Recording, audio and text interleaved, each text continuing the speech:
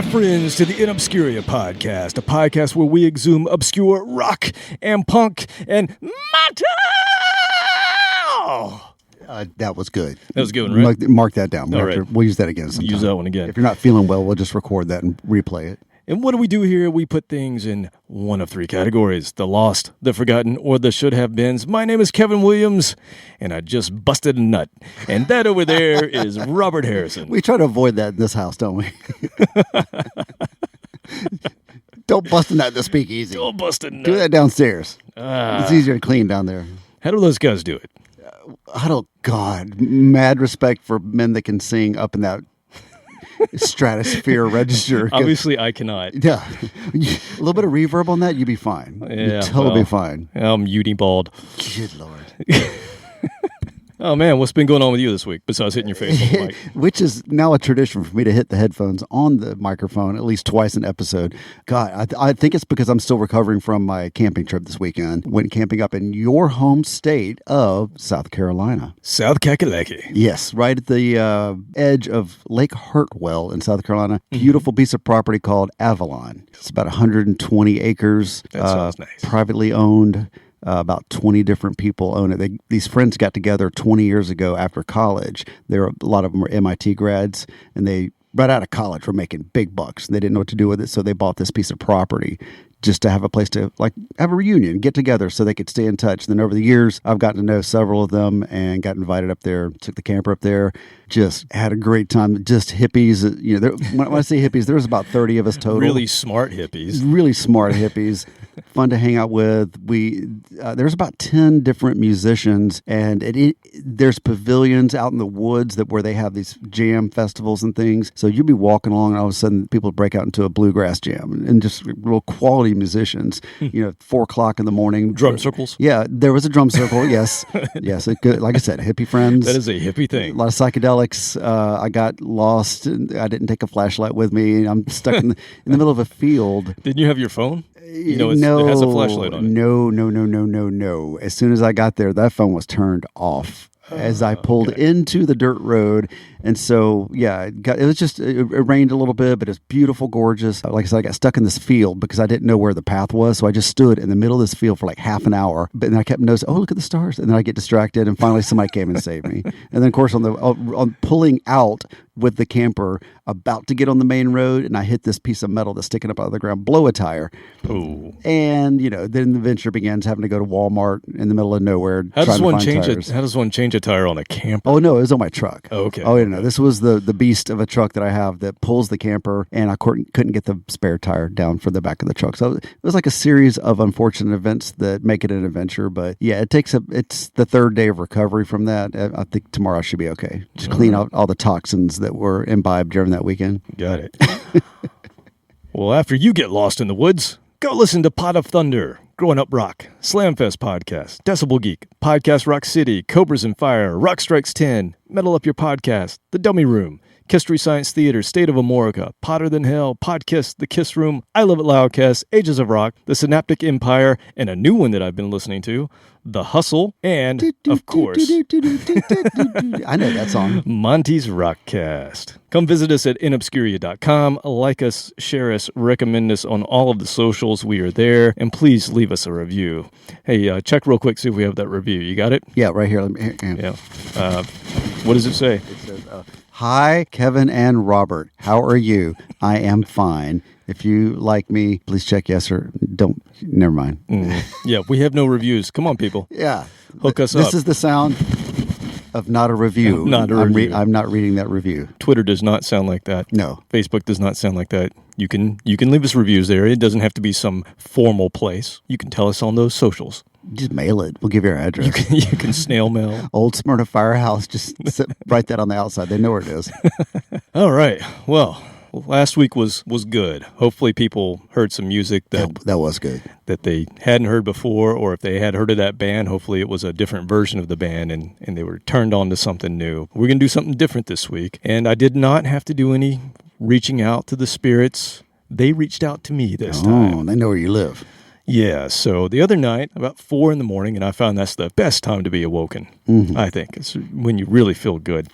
So I'm awoken at 4 a.m. It's usually, Daddy. Well, that's usually what it is. But this was a different voice. And it was coming from downstairs. So my bedroom is upstairs, but we have a open area where you can hear sounds from downstairs. Upstairs, our door was open because of the kids.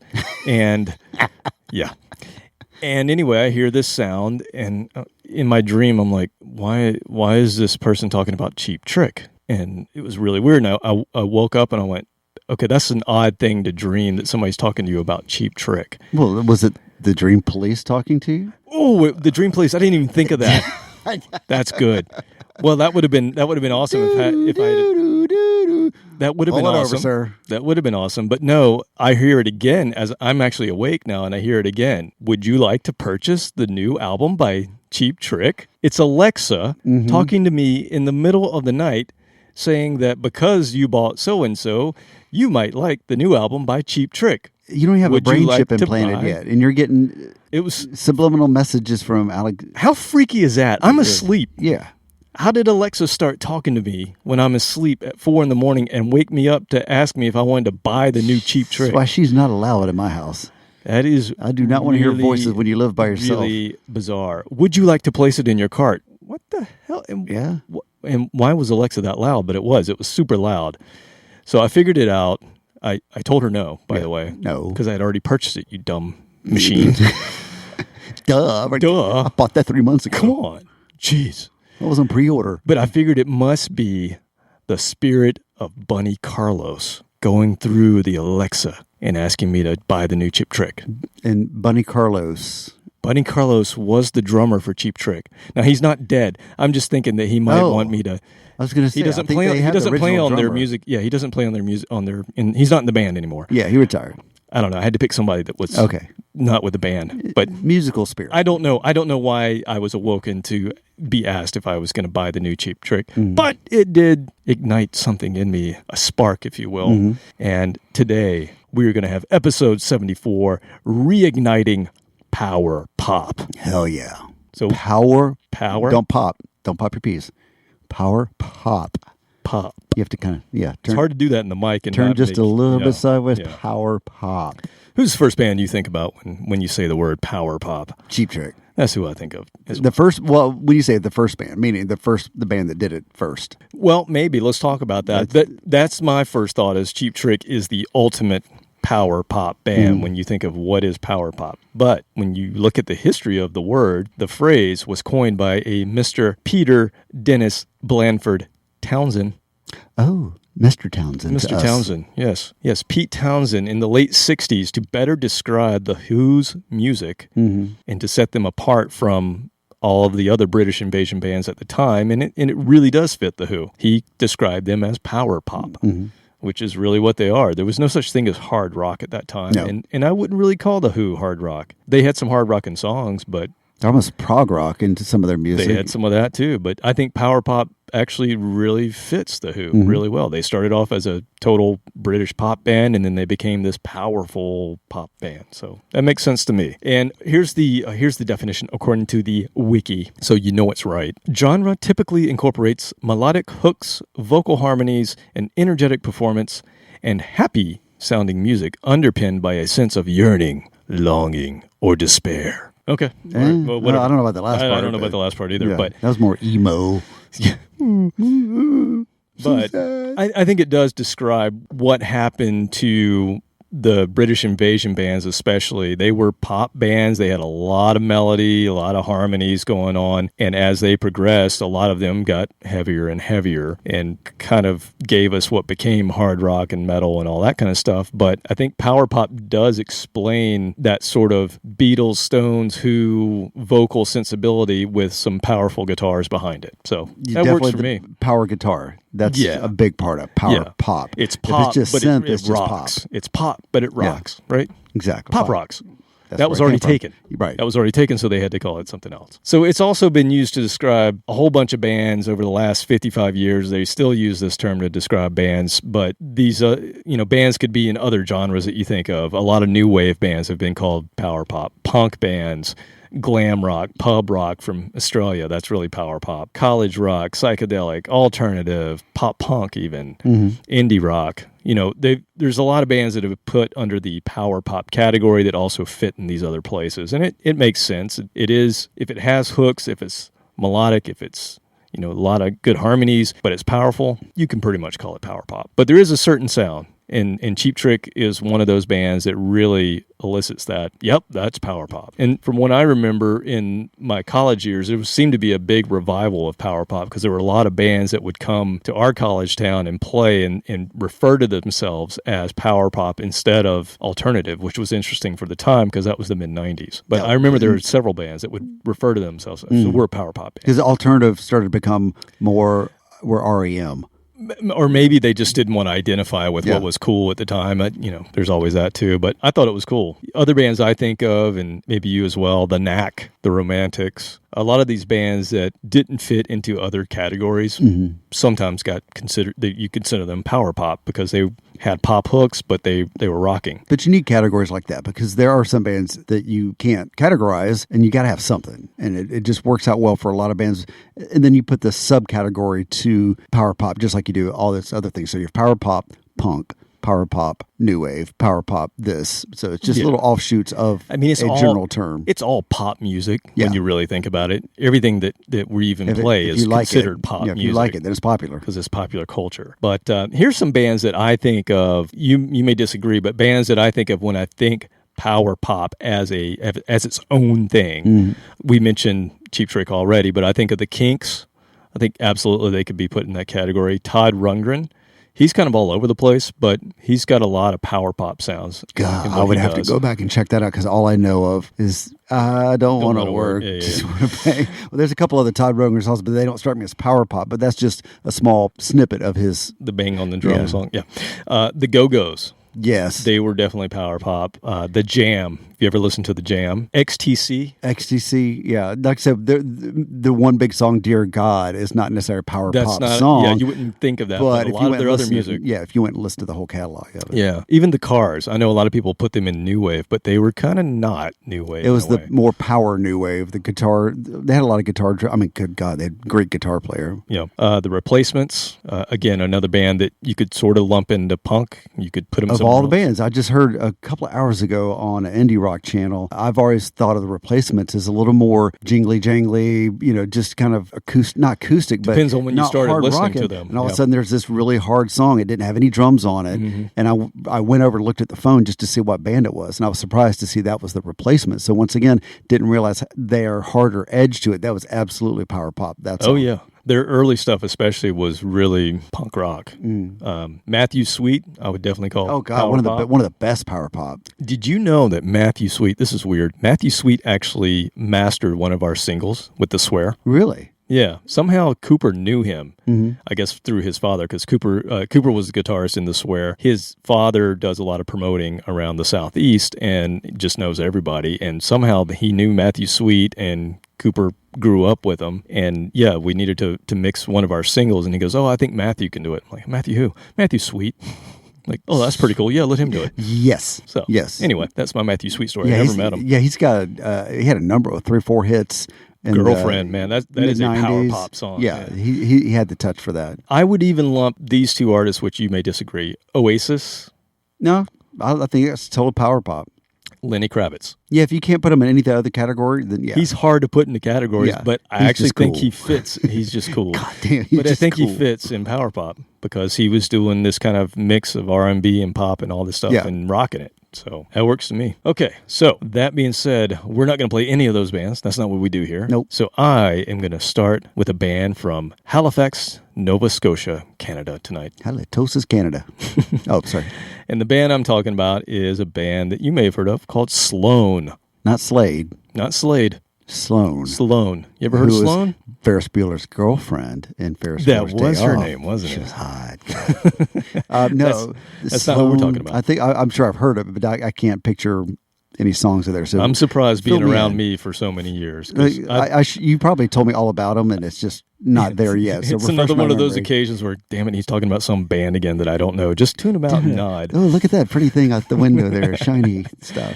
Yeah, so in 1992, I discovered their debut CD by going into my local record store called Square Records. And they used to have the new stuff up on display, and they had the long boxes back then. You remember that? The long boxes? CDs came in. Oh, yeah, an so you went extra steal box. them.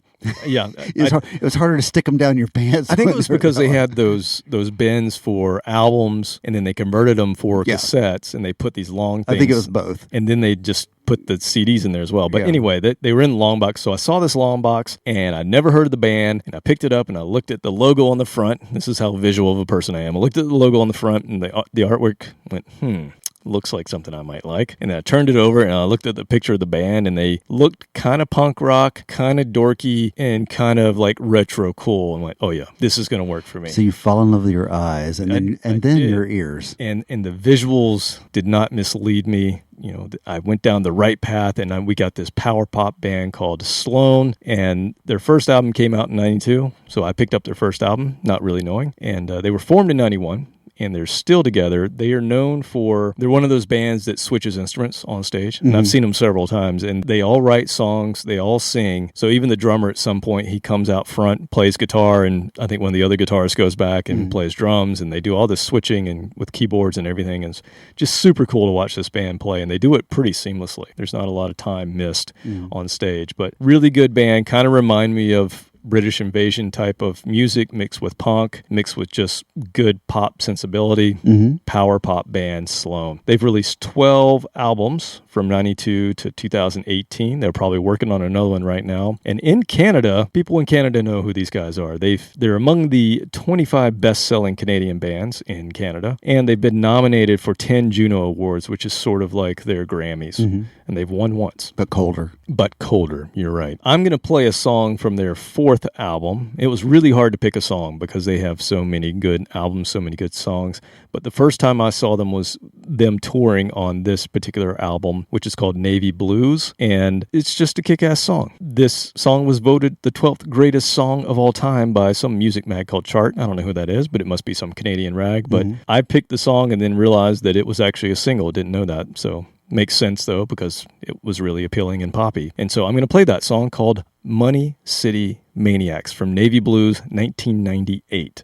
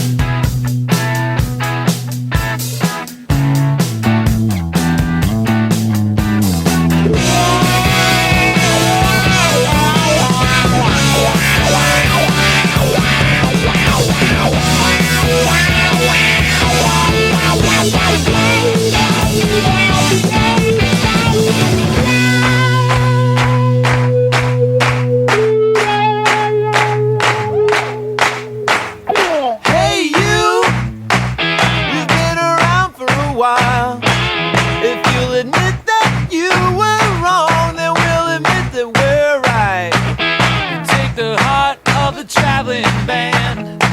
You'll never understand that all they know is a yellow line. Yeah.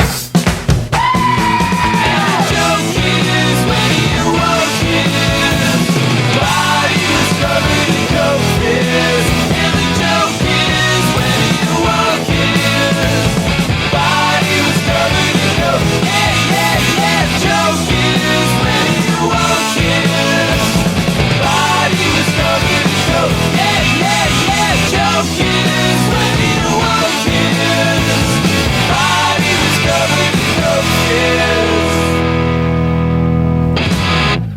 Intro made me want to go drive my fire truck.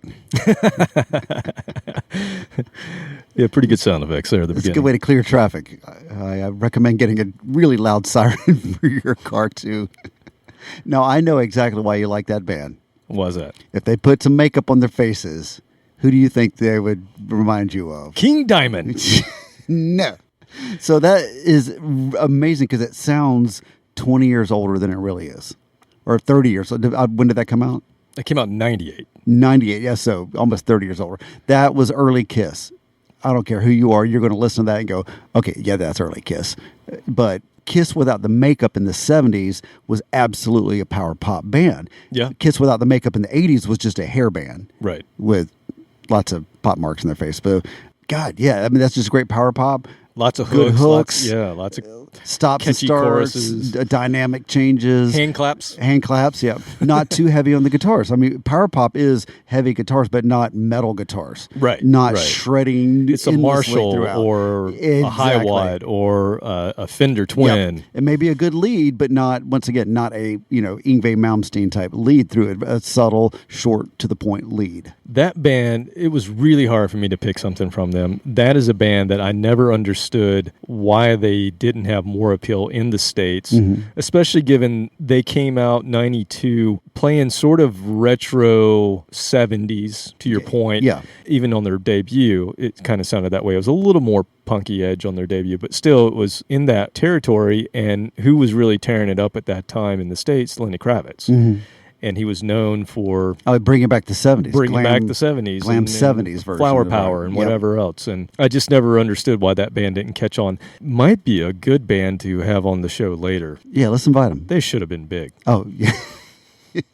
Pick up the phone. They're not doing anything right now. Yeah, sure. Oh, why not? Yeah, so let's talk about a band from the 70s, since we were just talking about the 70s. And again, power pop is so amazing because it really spans all the way from the 60s through now, as far as a categorization that you can put bands in. And there's a band from the 70s that I have to tell you, they eluded me until about 2 or 3 years ago, and they actually had some hits in the States. Never heard of them. When I listened to the hits, never heard them on the radio in my area. So I don't know if this was a regional act that did well, maybe in the Midwest and the West Coast or something, or Northeast or whatever it is. I never heard of them. And I just thought it was really interesting because they have 5 albums that started in 77 and went through 80, and just an amazing band. And they're called The Babies. Have you ever heard of The Babies? No. Amazing power pop band. Had some success, like I said. So they're mainly known for being the band that gave us John Waite. So this is where John Waite, who sang Missing You. No, not that guy.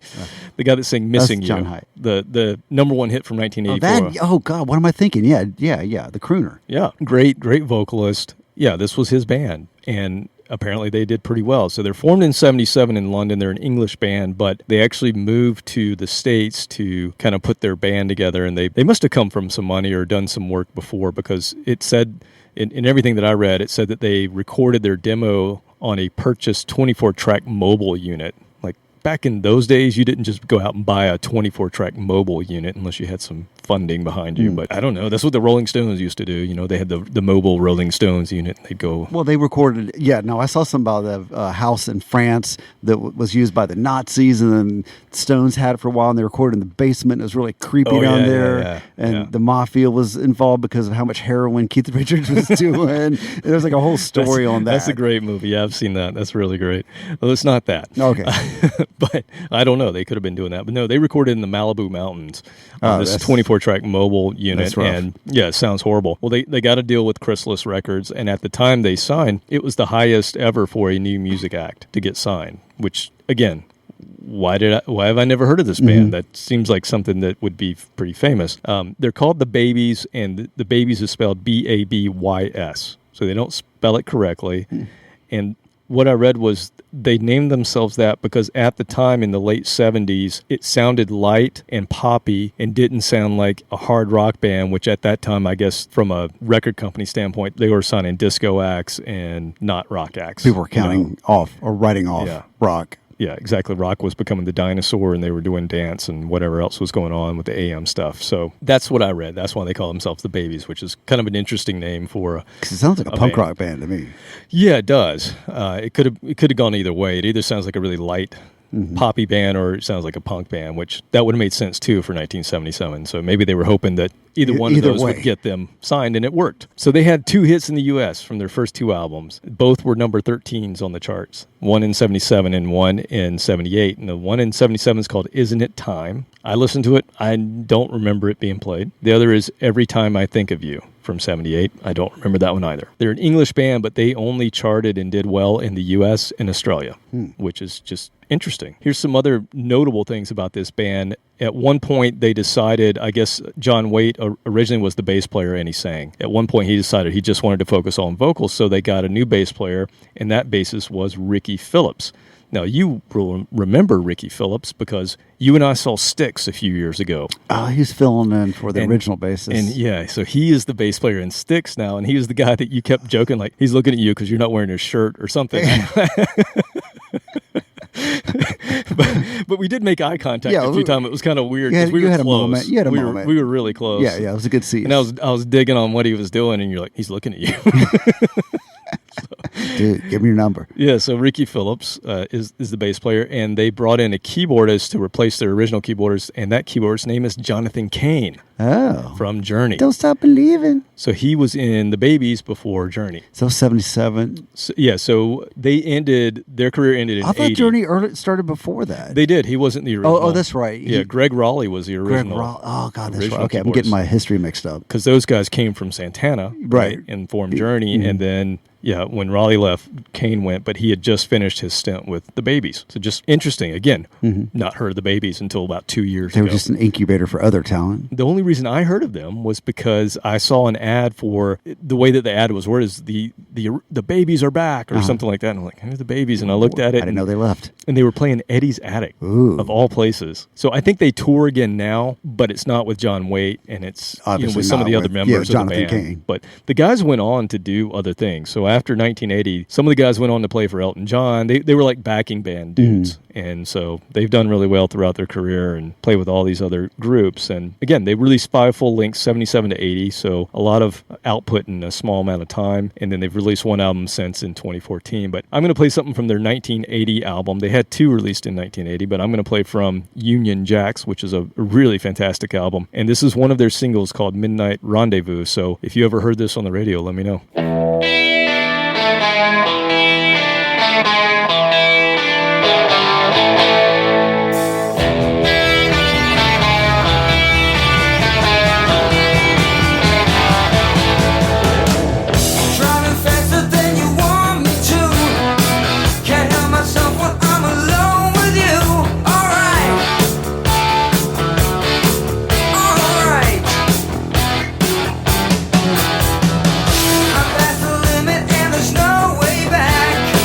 Your kind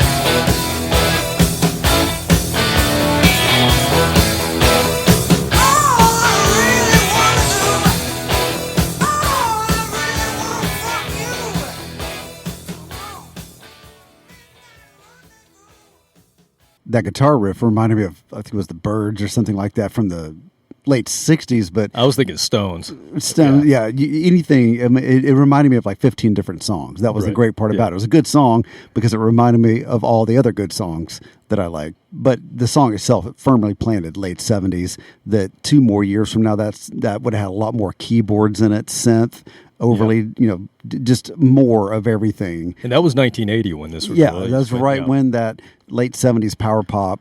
You can tell, things were just right before they transitioned into the 80s power stuff, the synth pop. It's interesting listening to it now because it kind of has they almost could have gone new wave, if they just That's what I was developed thinking. that a little more, or they were still in the 70s a little bit. They had a little bit of that whole Bay City Rollers 60s. almost. Yeah, had a little bit of that kind of 70s boy group kind of thing going on. With the bait in the name, the Babies. The Babies, yeah. All that. It had a boy group vibe had to the it. kind of early glam rock too. Yep. A little bit. Oh, yeah. Because you had the hand claps in there. Yep. And yeah, so it's just a perfect gumbo of music from that time. And that might have been why they didn't hit it big, was they were just right at a transition point. Maybe. And everybody was looking for something else down the road. It worked out for John Waite, though. Yeah, he He had a number one hit. Was in it 84? 84. So yeah, 3 years later he would go on to record that and then release it in 84. He have you ever listened to John Waite's solo stuff? No. You should dig in, man. It's some good stuff. It's I just really, picture, really always good. categorize it just that 80s. It's not all Missing You. I mean, Yeah. that's a great song, but it's a ballad. But a lot of his stuff is upbeat like this, and it's pretty rocking. It's kind of like if you've ever listened to a full Rick Springfield album. And there's another guy you could put in Besides Power Pop. full on power pop. Yeah. Because his bubblegum hits were kind of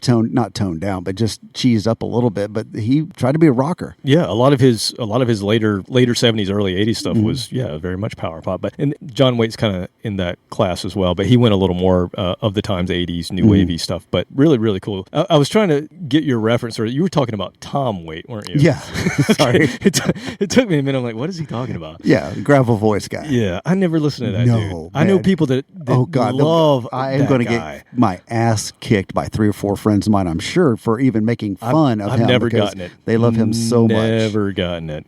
I can't even imitate him. There you go. That's what it sounds like to me. Thank you very much. I've never got it. I'm like, no. I don't get it.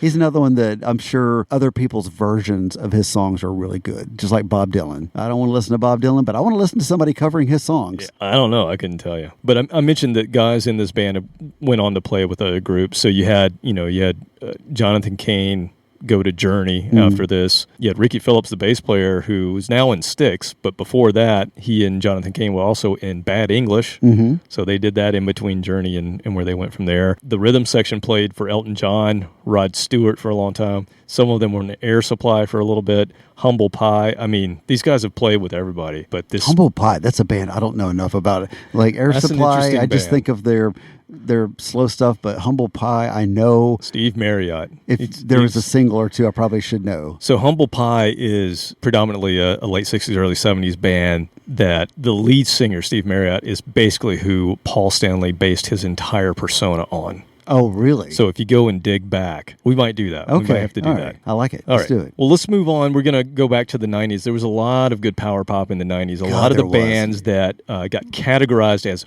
alternative were really just really pop, hooky power pop bands talking because they about our put a band? lot of guitars in it. Yeah. You're talking about our band. Oh, yeah, that would be our band too. We Big were a Jack power pop Pneumatic. band. Absolutely. That's what we I were was doing. proud of that. I didn't shy away from that. No, not at all. So, a couple of weeks ago, I was on a podcast called the Slam Fest podcast with our friend Brad Rustoven, and he invited me to that podcast. Rustoven? Rustoven. Mm-hmm. Okay. I just make sure I get it right. Yes, it's Brad Rustoven. Rustoven, like Rust-Oleum. You're putting a weird emphasis. Rustoven. Rustoven. Brad, correct him in August when we see him. Cool whip. Cool whip. Nice. Sorry. It was a long weekend, I'm telling you, man. My brain is still not regrouped from kids don't do drugs. No, I'm just saying don't do drugs, but if you do them out in the woods with a bunch of hippies. And get lost. Get lost. It's awesome. So. God. All right. So anyway, I was on his show, and the reason I was on his show is he was doing a band that he considered very obscure, and they were because he introduced me to this band that I'd never heard of. What, he stumped you? He stumped me. In Damn. fact, he texted me last March and said, "Hey, have you heard of this band Solid Frog?" And I went, "Nope. Are they any good?" He said, "Yeah, they're excellent." Well, I didn't really reach out and try to find out more about them. And then he goes, "Hey, I'm going to do a show on Solid Frog. You want to join me?" I'm like, "Sure. Let me go download every album they have." Let me go do some research real quick. So good thing for me was they only had 3 albums. Okay, that was And quick work then. I listened to a little bit of the first one and went, "Yep, going to be buying this." And it was amazing. So I went and purchased all 3, and I listened to all 3, and I guested on the Slamfest podcast. If you want to go get the entire history of who Solid Frog are and every bit of information that we could find about them, go to the Slamfest podcast episode 42, which came out on April 1st. And we just did a huge deep dive, and we talked about all 3 albums. It's great. There's all your details there. But here's what I'll tell you about them. They're from Detroit, Michigan. They were formed in 95. And the guy that that was producing the band Sponge, you remember them? Yes. I consider them a power pop band as Ronnie well. Pinata. Yeah. So the guy that was producing them, his brother was in this band Solid Frog. And eventually the guy that was producing Sponge goes on to become their bass player. And he then invites, after Solid Frog, I guess, kind of were done, he invites 2 of the guys from Solid Frog who are now in Sponge. So the Sponge that is out there today includes 2 members from this band we're talking about. So you're saying Sponge absorbed the Sponge? members. Oh, man, you had to go there? Really? Damn. You left it open. I did, didn't I? But when I explained it in the Slamfest podcast of who this band Solid Frog reminded me of, here's the things that came to my head. You listen to the song that we're going to play and let me know if I'm wrong, which you'll probably say I am. But I thought of another band from Michigan called the Verve Pipe. Oh, good band. I thought of a great band from Texas who we talk about their bass player every week, the Galactic Cowboys, the Flies. Remember that band? They were definitely a power pop band. And another band that I almost considered to play on this episode that I love and just have started revisiting their catalog, Space Hog. God, you got me in a good mood. All these bands. All those bands. All I got to do is say the good name. stuff, I'm man. just staring off the distance going, oh, yeah. Just replaying that again. Yeah. So anyway, this band reminds me of all of those bands put together. Okay. That's a huge setup. Yeah, that is a huge setup. You better deliver on this one. I hope this 'Cause that's delivers. a lot of bands that I like. So I'm going to play from their second album. This is the one that received the most attention from the 3 albums that they put out. And here are my notes about this song before we play it that I gave to Brad. More killer guitars. I love the chorus and the refrain harmonies. So what does that say? Power pop. Check it out. 100%. This is Solid Frog from their album Pepper Spray that came out in 1997. This is a song called Goin' Pro.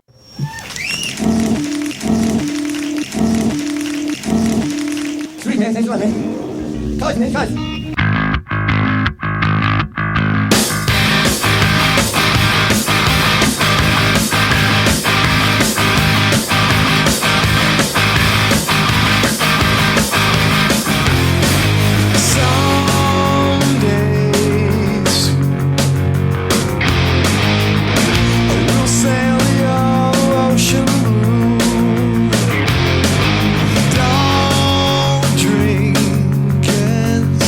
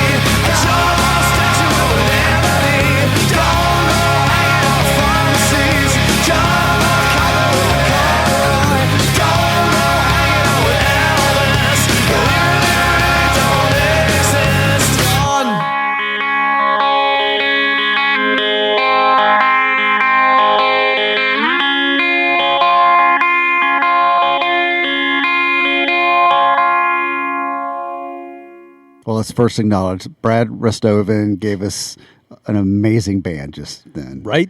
That right? was awesome. They kick ass, man. All 3 albums, amazing. I mean, we can compare it to my favorite power pop band of all time, The Marvelous Three. I was going to go there too. Not The Marvelous Three. The Marvelous Three. Yeah, I mean, I think they're the most killer power pop band. They just defined the genre for me because it just hit right as, once again, I didn't even mention them earlier. I can't believe that's what I'm forgot. here for. Yeah, that's why you're here. Just fill in the holes.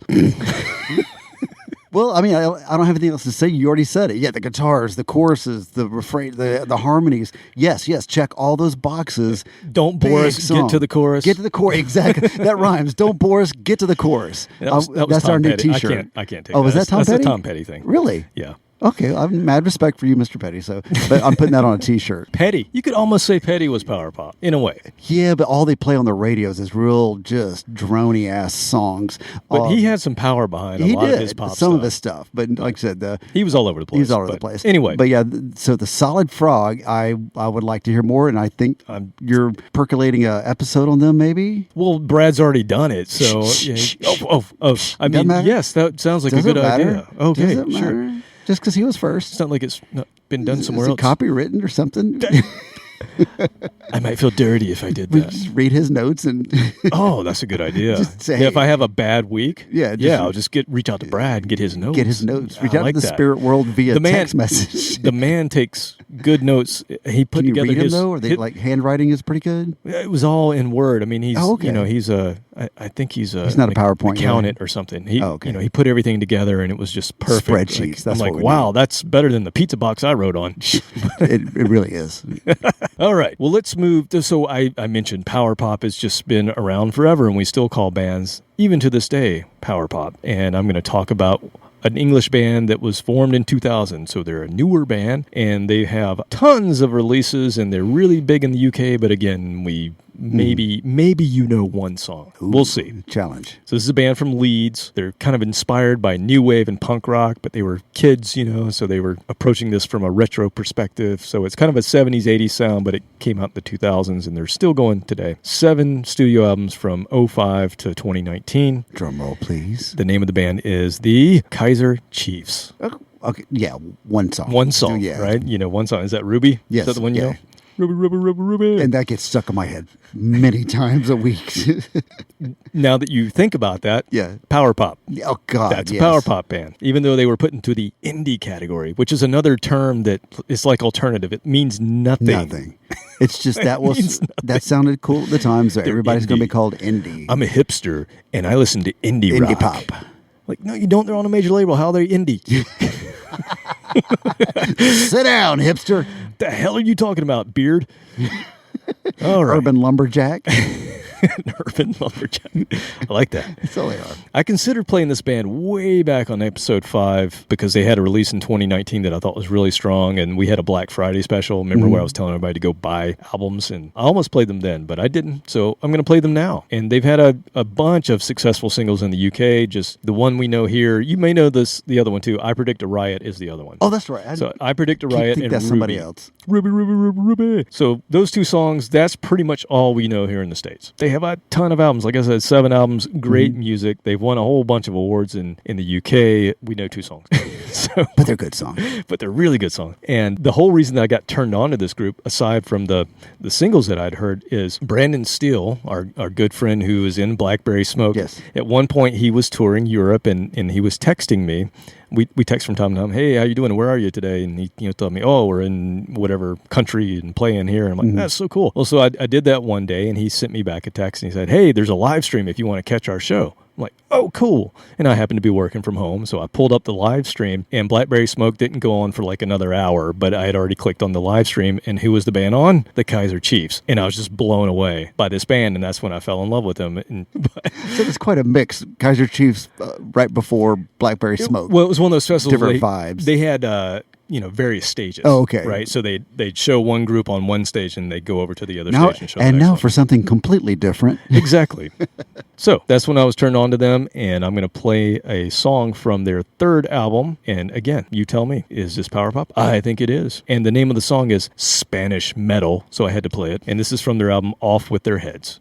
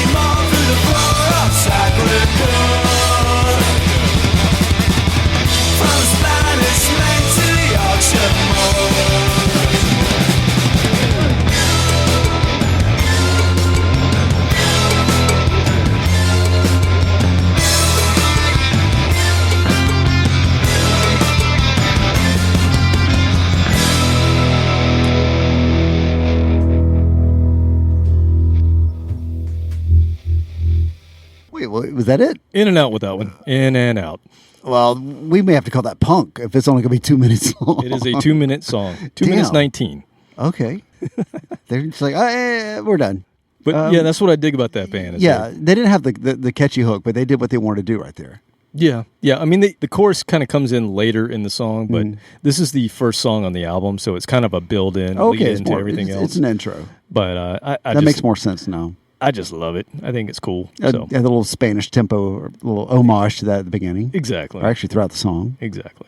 All right, I'm going to talk about a band from Clemson, South Carolina, from the 90s. From Clemson. So this is a band that was from the college town where I went to college, and they were a local band, and they were one of those bands that I mentioned earlier in the 90s that was proud to say they were a power pop band, and I always thought of this band as that.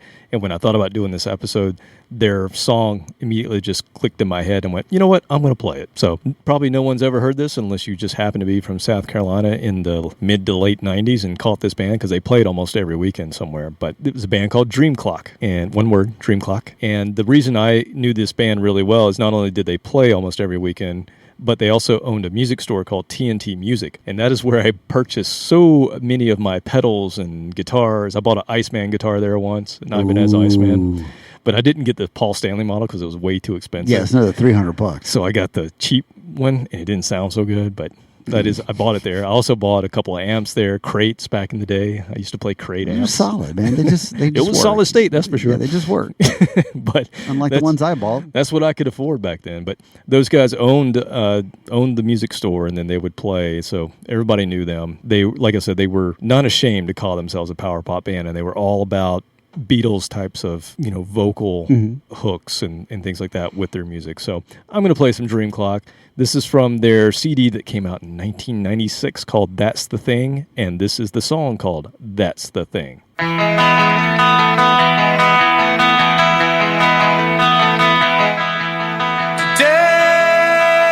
I saw the sunshine. Today I saw the rain. Today I looked into your eyes. Today I'll never be the same. Not quite sure just where you came from. You just appeared out of the blue. Saw your sweet smile from across the room. Right then I knew it would be you. The way you looked at me sent shivers down my spine. I couldn't think of anything. The feelings deep inside had been gone for so long.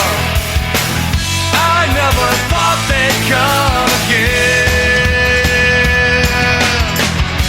And that's the thing that makes this different from the rest. That's the thing that says that this will be the best. That's the thing that tells me how you really feel. That's the thing that makes this such a thrill. Wasn't looking for the love of my life. That's something that I think you know. No, it took some time for us to meet. I'm pretty sure you felt it too. And when you talked to me, I saw it in your eyes. You weren't quite sure just what to say. I took your hand and then you took mine. And once we started, all the fear just went away. And that's the thing that makes this different from the rest. That's the thing that says that this will be the best. That's the thing that tells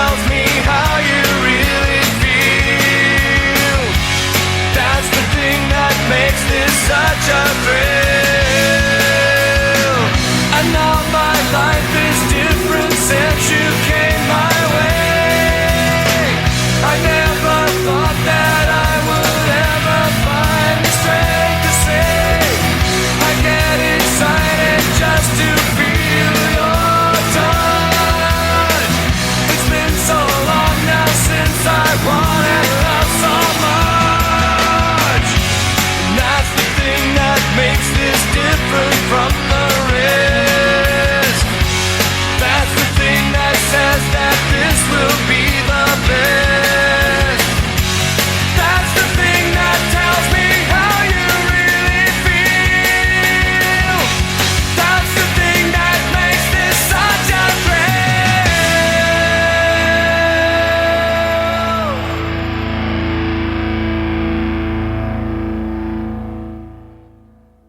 What year was that again? 96. Oh, yeah. So immediately a reference comes to mind of another South Carolinian group called Hootie and the Blowfish.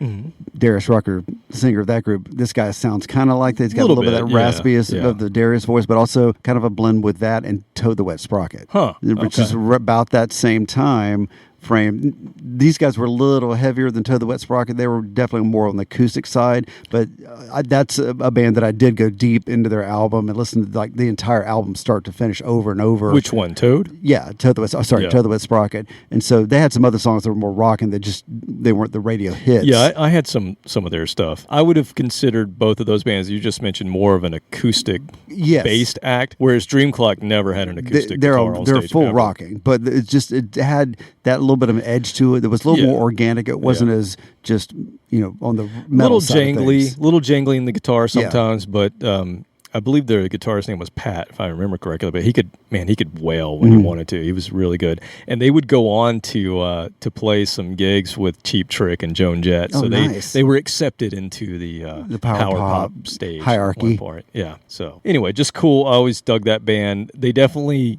When I hear them, it takes me back, but it does have a very Southern college band from the 90s vibe to it still. Yeah, and that's why I think of Toad the Wet Sprocket. Yeah. That's what I totally envision Toad the Wet Sprocket as a college band, even though they made it to the main stage. Yeah, I think I heard the Toad the Wet Sprocket stuff maybe my freshman or sophomore year, and I had one of the albums.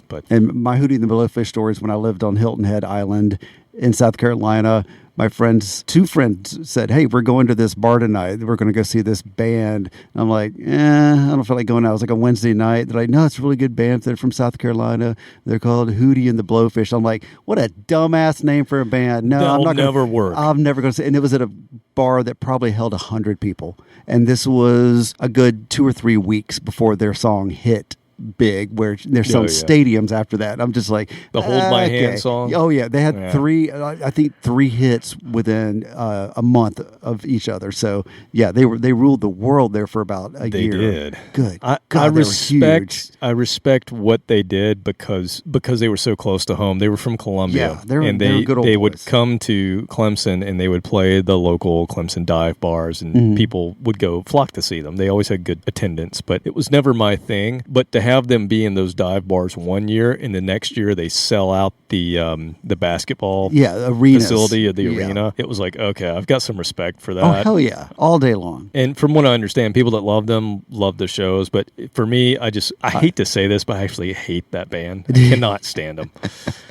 I don't have hatred for them. Hate's probably the bad word, but I just cannot appreciate their music. Listen, I was playing acoustic guitar at the time, and that was, I think I did my first bar gig on Hilton Head. I did one song, and I loved it. And then when their songs came out, they were attainable for me to play because they were just 3 chords and simple lyrics to sing. And so I learned those really quickly, and women like those. People dug it. So man. I put those in the repertoire real fast. It's just there's certain groups where I just don't get it, and I never will. Jimmy Buffett, same way. I just don't get it. I don't. I'm from Florida, so Jimmy Buffett is your you're Hootie and the Blowfish. Same thing. Yeah. You're in Florida, you got to listen to it. But at the same time, once I worked at a restaurant an entire summer and they played that greatest hit CD over and over, I'm okay if I don't ever hear Jimmy Buffett ever again. I don't get the appeal. I can't. I can listen to it and go, okay, I'm going to try to listen to it, and nothing. Yeah, nothing. I would works never for pay me. for a ticket to go see a show or anything like that. But I've got it. Just if I do hear it, it just takes me back home. That's all. So anyway, moving on to a band that was mostly considered a hair band. So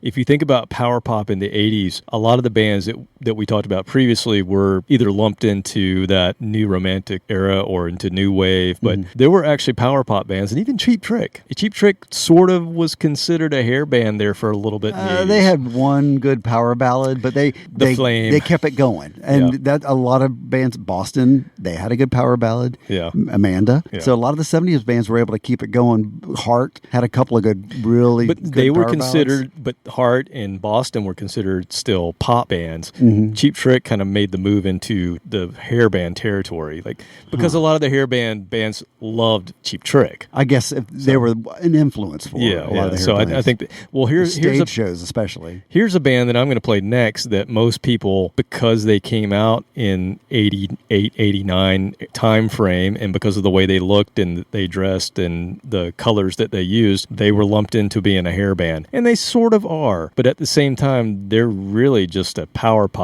band that took a lot of that 60s Beatles, British Invasion vibe and just applied it to 80s music. And the band I'm talking about is a band called Enuff's Enough. Yeah, I know the name, and I can't picture So the song. they had a couple of pretty decent hairband hits, and the songs you may remember, New Thing was one of their singles, and then Fly High Michelle was the other one. So if you ever listen to the hairband station, you probably hear one of those two maybe every week. I don't know. But they've actually released a ton of albums, and they're still around. And through listening to the Decibel Geek over the years, Aaron Camaro is just a champion of this band, so he's always talking about them, and he's the reason that I kind of branched out and went and listened to more than the first album, because that's what I knew of them as well. And I went and listened to all their, and of course bought everything. Thanks, Aaron, for making me spend all the money.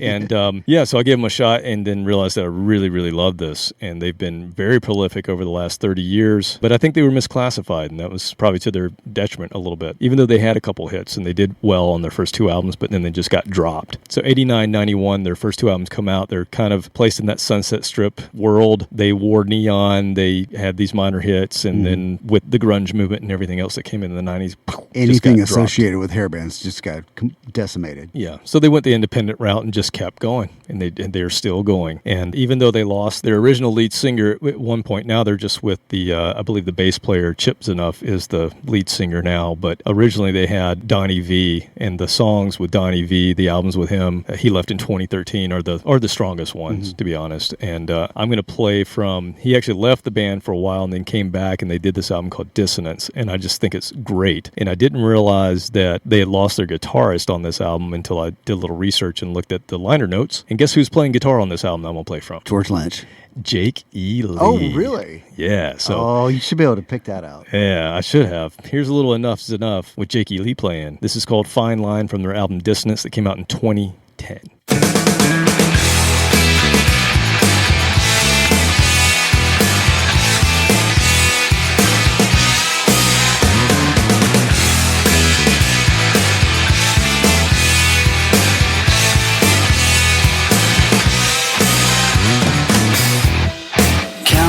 Days where I was all too hard to find, off in some dark lonely place, leaving you behind and out of the way. Out in LA, she started showing all the signs. Hold me close a mile away, searching for rewind. Baby, baby, please don't go. I'm walking such a fine line. Oh, how in the hell could I have known? Fighting precious fine time, walking in so fine line. It's a fine, fine line.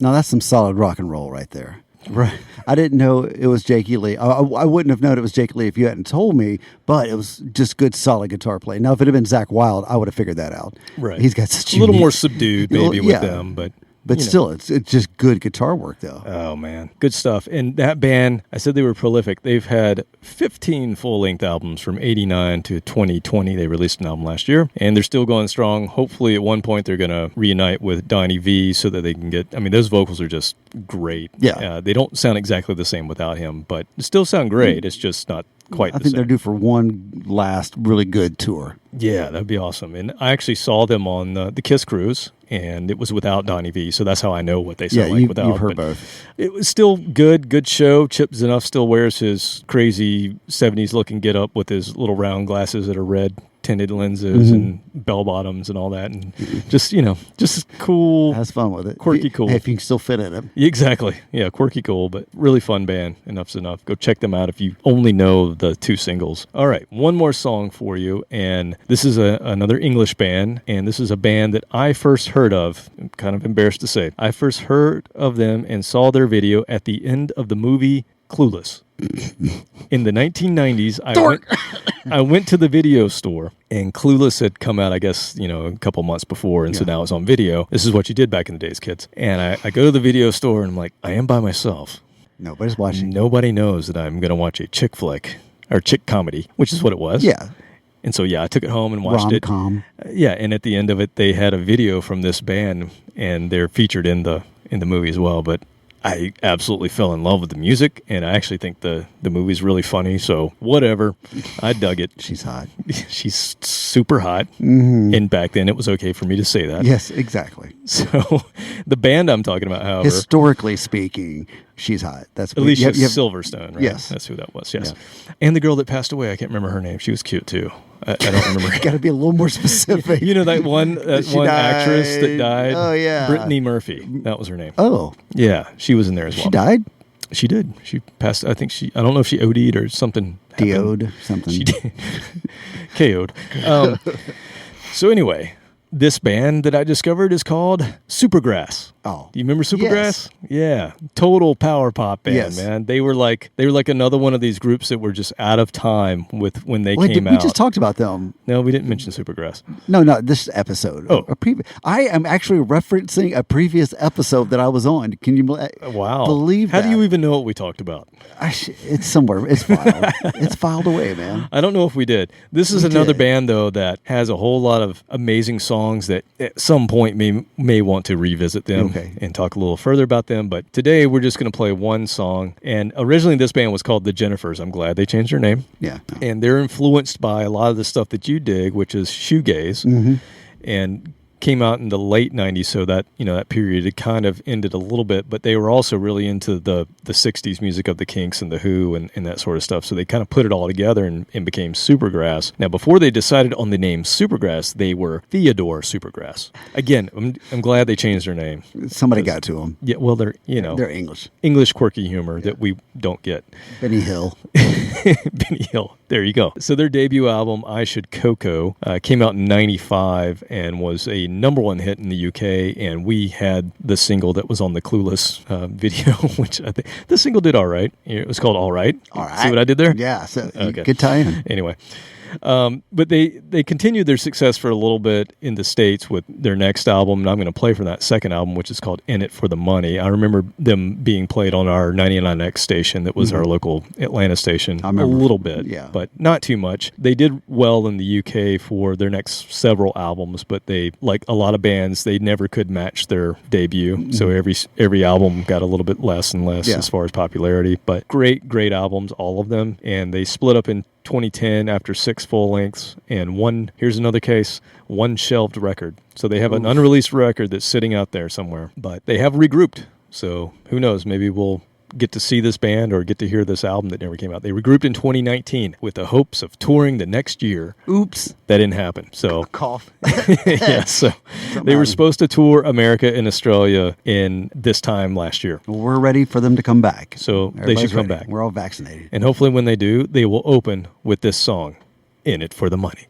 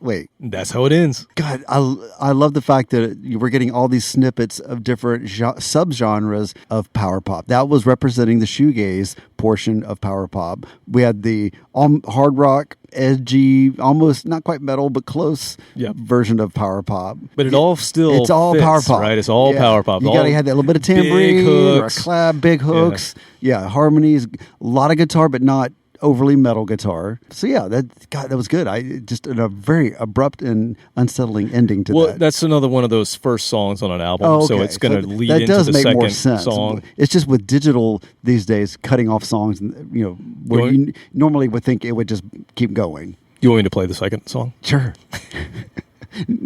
Stay tuned next week. Well, that's what I got for you, man. Yeah, that's good. That's power pop. That's my wheelhouse right there. All that's real good stuff. I love it. It's listenable to me. Yeah, just keep making that playlist for me. Yeah, I think we can do a few volumes of this because I wrote down, I don't know, at least 40 bands that I could pull from. Just stuff I could listen to at work. I could listen to driving, road trip music, just whatever. It just fits a lot of different needs in my life personally. I would even say that our band was a pretty damn good power pop band. That would be Big Jack Pneumatic. So is there a particular Big Jack Pneumatic song that we haven't played that you think should take us out today? Your choice, because I can't remember what you've played so far. I know you played the ballad. Talk to Me. We did Talk to Me a couple of weeks ago. We'll just pick one. You pick one. We'll just throw something in here. This is going to be some power pop to take you out today from Big Jack Some Pneumatic. of the best around. Until we talk to you next time, later. See ya.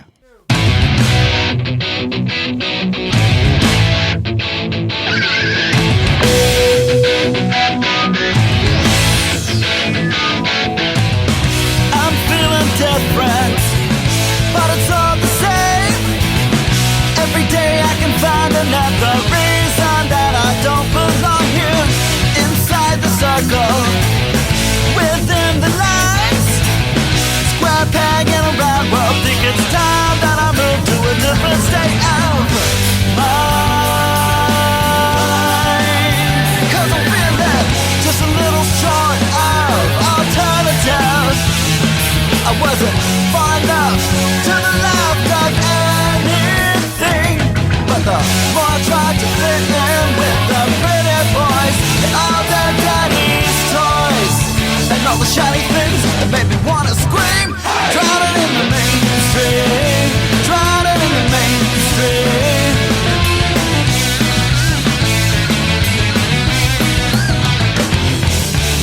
Turn my mind to a different station, up and down the dial, and back again, cutting through the static of my life.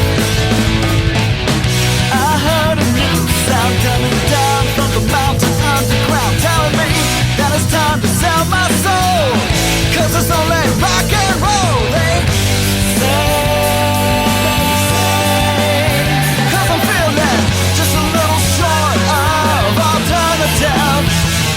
I wasn't far enough to the left of anything, but the more I tried to fit in with the pretty boys and all their daddy's toys and all the shiny things that made me wanna scream, drowning in the mainstream, drowning in the mainstream, drowning in the mainstream, drowning in the mainstream.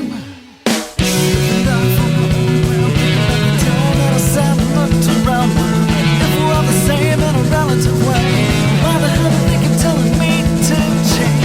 Living life on my own ground, think about the time that I sat and looked around, wondering if we're all the same in a relative way. Why the hell are they keep telling me to change, change, change?